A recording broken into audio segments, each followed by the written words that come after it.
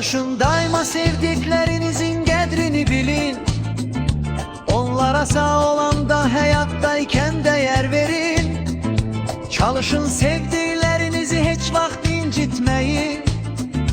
Onları her zaman sevin, değerini bilin. Həmişə sevdiklerinizin yanında olun.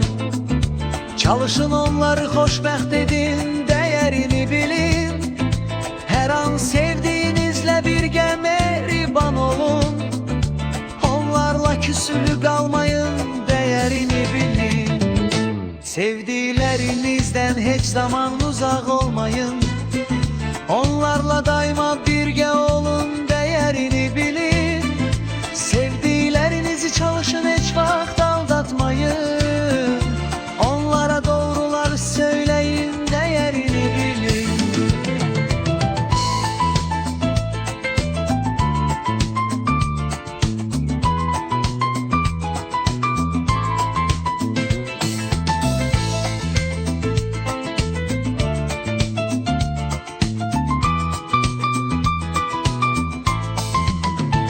Çalışın daima sevdiklerinizin qədrini bilin.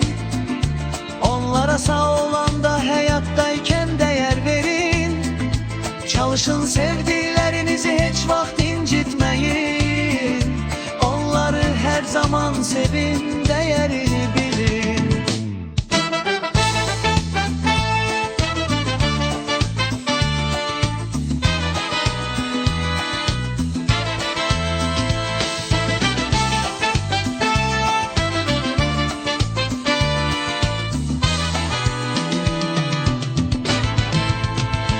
Çalışın sevdiğinizle birbirinizi başa düşün. Birbirinizin kalbine değmeyin, değer verin. Çalışın daima